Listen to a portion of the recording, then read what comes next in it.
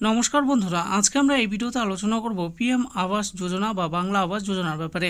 আরও 3 কোটি মানুষকে এই পিএম আবাস যোজনার টাকা দেওয়া হবে। তো সেই ব্যাপারেই কিন্তু একটি নতুন দুর্দান্ত আপডেট সামনে এসেছে। তাহলে আসুন দেখে নিই এই পিএম আবাস যোজনার ব্যাপারে যে নতুন আপডেটটি এসেছে সেখানে কি বলা হয়েছে। পিএম আবাস যোজনা, আরও 3 কোটি মানুষ পাবেন আবাস যোজনার টাকা। আপনিও কি পাবেন? এইভাবে করতে হবে আবেদন। তাহলে আসুন দেখে নিই কেমন করে আবেদন করবেন। যাদের নিজের পাকা বাড়ি নেই তাদের জন্য সুখবর। পিএম আবাস যোজনা, প্রধানমন্ত্রী আবাস যোজনা, পিএম আবাস যোজনা বা বাংলা আবাস যোজনা প্রকল্পে এবার প্রচুর মানুষ বাড়ি বানানোর টাকা পাবে। আবেদন শুরু হচ্ছে। কিভাবে এই টাকা পাবেন জেনে নিন। 18তম লোকসভা ভোটে জিতে তৃতীয়বারের জন্য প্রধানমন্ত্রী পদে শপথ নিয়েছেন নরেন্দ্র মোদী। আর ক্ষমতায় আসার সঙ্গে সঙ্গে দেশের মানুষের জন্য একাধিক নতুন উদ্যোগ নিয়েছে তার নেতৃত্বাধীন মন্ত্রিসভা, যার মধ্যে প্রধানমন্ত্রী আবাস যোজনার নামও উঠে এসেছে।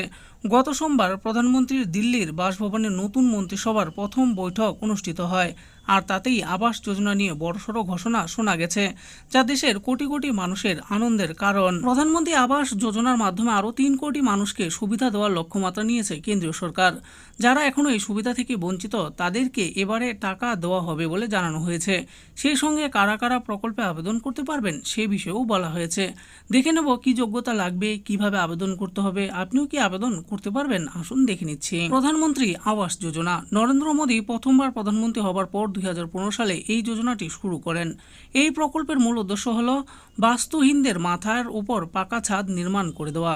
পিএম আবাসের আওতায় 2 ধরনের এলাকায় টাকা দেওয়া হয়। একটি পিএম আবাস যোজনা রুরাল আর একটি প্রধানমন্ত্রী আবাস প্রকল্প। উভয় এলাকাতেই উপযুক্ত ব্যক্তিরা সুবিধা পান। এর দায়িত্ব রাজ্য ভিত্তিকভাবে বিভিন্ন রাজ্যের সরকারের ওপর দেওয়া হয়েছে। তাদের তরফে আবেদনকারীদের যোগ্যতা বিচার করে প্রকল্পের টাকা দেওয়া হয় অ্যাকাউন্টে।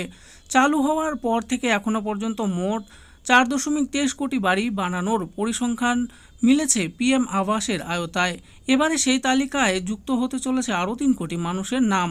কারা এবারের সুবিধা পাওয়ার যোগ্য? আসুন দেখে নিই আবেদনের যোগ্যতার ব্যাপারে কি বলা আছে। 1 নম্বরে বলা হয়েছে অবশ্যই ভারতের একজন নাগরিক হতে হবে। 2 নম্বরে বলা হয়েছে ব্যক্তির বয়স হতে হবে 18 বছর বা তার বেশি। 3 নম্বরে বলা হয়েছে প্রধানমন্ত্রী আবাস যোজনা গ্রামীণের সুবিধা পেতে গেলে বার্ষিক আয় হতে হবে 3 লক্ষ থেকে 6 লক্ষ টাকার মধ্যে। শহরে এই যোজনার টাকা 18 লক্ষ পর্যন্ত বার্ষিক আয়তেও প্রদান করা হয়।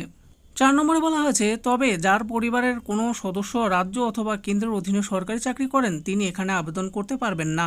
5 নম্বরে বলা হয়েছে আবেদনকারীর বর্তমান কোনো পাকা বাড়ি থাকা চলবে না। 6 নম্বরে বলা হয়েছে যারা পূর্বে এই প্রকল্পের মাধ্যমে টাকা পেয়েছেন তারা আর আবেদন করতে পারবেন না।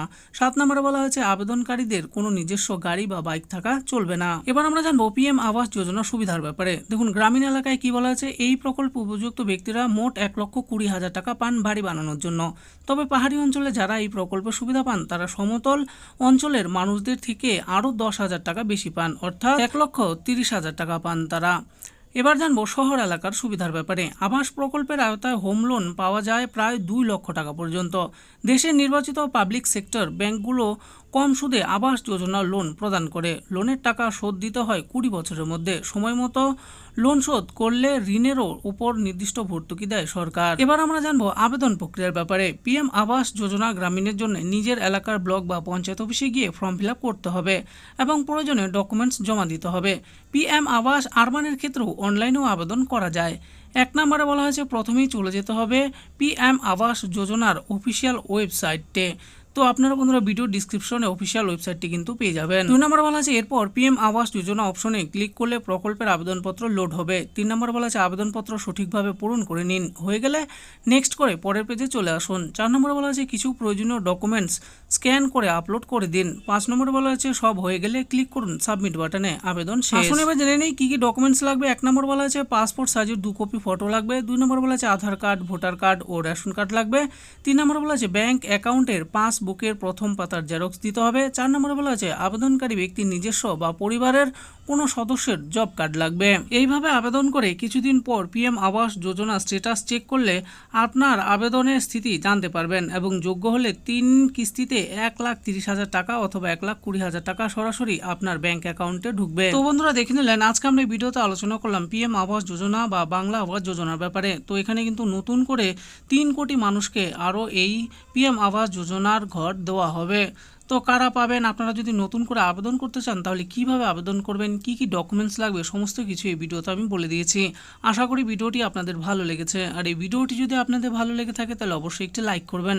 আরও এরকম নিত্য নতুন স্কিম ও আপডেট সম্পর্কে জানার জন্য আমাদের এই চ্যানেল গভর্নমেন্ট স্কিম প্রো চ্যানেলটিকে অবশ্যই সাবস্ক্রাইব করবেন। আর এই ভিডিওটি দেখার জন্য আপনাদের সকলকেই অসংখ্য ধন্যবাদ।